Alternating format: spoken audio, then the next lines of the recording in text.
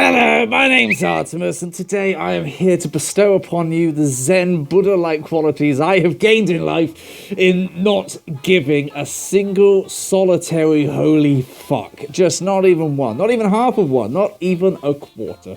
And it's a very useful skill. In fact, it is a survival skill, I would say, because there are so many things that would want you to give a fuck about them and will affect you quite negatively, and you don't need to do that. It's just, you have to learn how to just let it all go.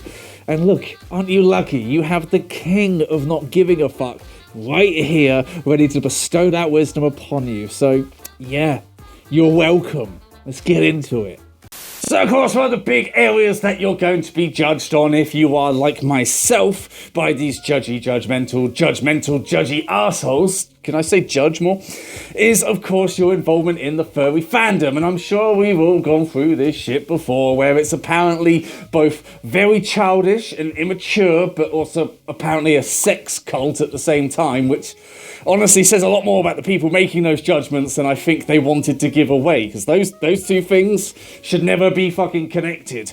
But it is something that we deal with, because it's not traditional, it's not exactly something that you imagine someone to be up for. When they say, oh yeah, I'm just going up to see some friends, we all share a hobby, you tend to think paintball, or maybe airsoft, or maybe you just go out and drink and try and pull, because that's apparently what all the heteros do. No, you don't exactly think they're going to go and get in a £3,500 fucking carpet and act as their own invented imaginary character.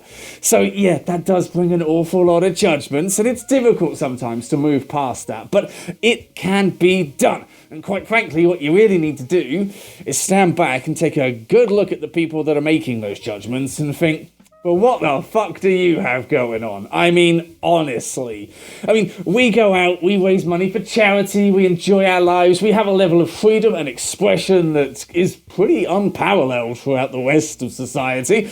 And what do? They go to the pub and they drink, and they wait for the weekend, because that's the only part of their week that's actually worth living. Sometimes they go on holiday where they drink and go to the pub. Okay, I'm sorry. It doesn't seem to me like you really have much of a footing here to try and complain about our hobbies and our way of life when you don't seem to have a life yourself. And that's the first easiest way to stop giving a fuck about these arseholes, is just, well, whomst the fucketh art thou to be talking shit unto me? Like, no, you don't get to do that. And you also have to be a little bit mathematical with it as well. I mean, you look at all of the things that this adds to your life. You look at all the friends, the socialization, the trips, the conventions, hell, maybe the income. I mean, a lot of people, artists, makers, creators, they use this for an income as well. This adds so much more to your life that it's so easy to just brush off those arseholes. Like, that's a bit fucking weird, isn't it? Uh-huh, it is. But you make normal look so terrifyingly depressing that I want no part of it. So, bye, bitch. And of course, another area that you are very likely to see judgment in are the things that you like. And I'm not just talking about hobbies. I'm not just talking about TV shows and food. No, I'm talking about the things you like. Yes, we're talking about the kinks, the lewds, and all of those lovely things which get your no-no parts a-buzzing. Now, that isn't obviously for everybody. Pride flag in the background, asexual as fuck. But yes, it is something that everybody deals with. Everybody has something, and it is definitely something you see a lot of judgment for. And I mean, I went on my own little journey with it, and it wasn't fun or easy. You see, I first fucking learnt about all of my interests when I was about 15. Still at school, that's a delicate age, and I was a petulant little fucking asshole. I had no social skills whatsoever, and when it did come to light, because, you know, I wanted to talk about, you know, the whole tickle stuff, it got shouted very loudly in a classroom. Everybody heard, and I had to just sort of roll with it. And from that point onwards, I had this feeling of shame attached to it, and embarrassment, and that doesn't fucking help whatsoever. So as I went through life and everything, and I realised that, oh, feet, they're really nice, that was also difficult, because people think that feet are disgusting. They don't like them, and it's a hard thing to try and go with. And when I joined the fandom, this was a long while back. When I joined the fandom, I made a decision that I was not going to bring all of this stuff into it, that I would hide it, and that's exactly what I did.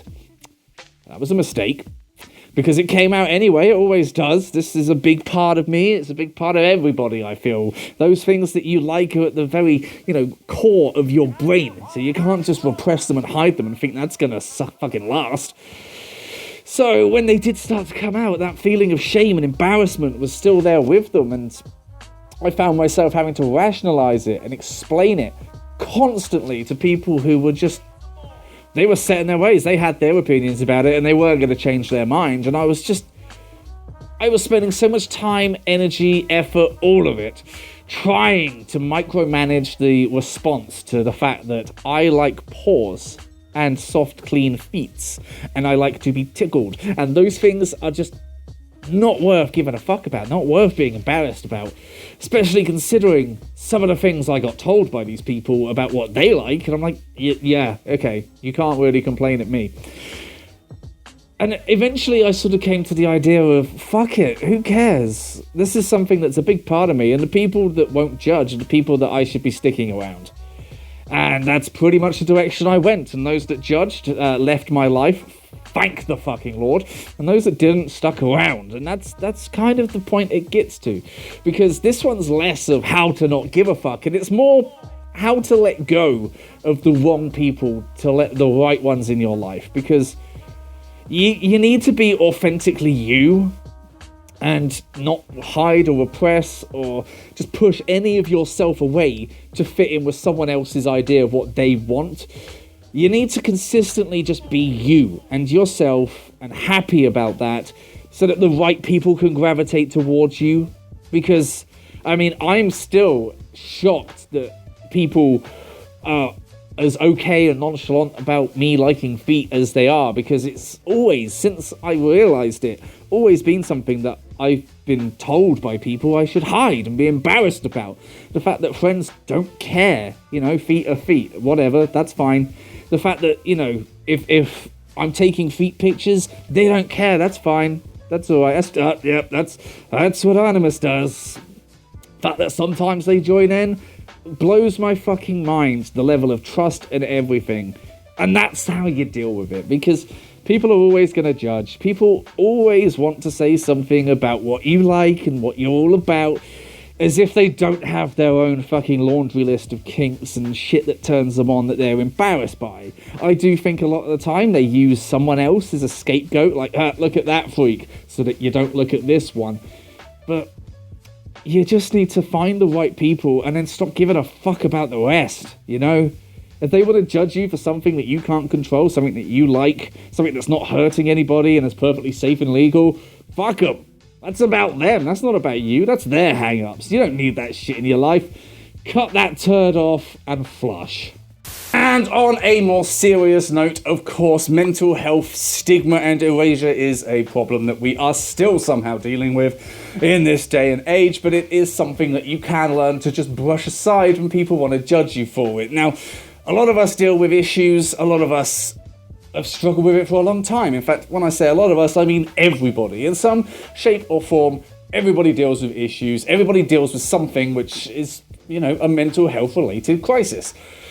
Which would make you think that people are a lot more understanding about it, but no, they're not. They're really fucking judgmental, because apparently there is some sort of measuring stick. I never got shown it. Like, this is depressed enough for people to care, and they'll always place you underneath it. So this one can be a little bit tricky, but ultimately it comes to perspectives and people not being able to understand that their own personal level of tolerance for things isn't universal to everyone else. Now, me, myself, I do experience this, we all do, when I have looked at certain people going through panic attacks and anxiety, and I'm like, what? It's no big deal, just get on with it. And I'm like, yes, because me going through it, I could. They can't. That's different. And I can understand that as a human being and act compassionately. Some people can't. And you get the same sort of arguments of, oh, everything's mental health these days. Fucking hell, when I was a lad, we wouldn't fucking have anything nice. We wouldn't enjoy nothing. Parents would beat us. We'd have no sense of a fucking future. We'd have no enjoyment, and I was working from age 9. And you call that depressing? Yes, Steve, that is depressing. Depression. That's not good. And I get it sucks, you suffered, but that's no reason to make other people suffer as well. So, how do you not give a fuck about these assholes? Well, that was part of it, actually. You have to kind of realise that they're raised in a different era where it was stigmatised and where, you know, stiff upper lip, no fucking crying, now we don't do that shit. Repression, that won't lead to any fucking problems, now will it? You gotta just sort of brush it off and just be like, well, you don't know me, and you are showing quite clearly that you don't deserve to know the intimate details of my brain, so don't really care what you have to say, and focus on you. Everyone's always going to find something to judge. It's a shitty part of life, but it is a consistent part of life. And mental health awareness is no different. You would think that with things moving forward, it would all be a little bit better, and it is better than it was, but learning how to not give a fuck about this is about focusing on yourself, focusing on your own progress and your own judgments.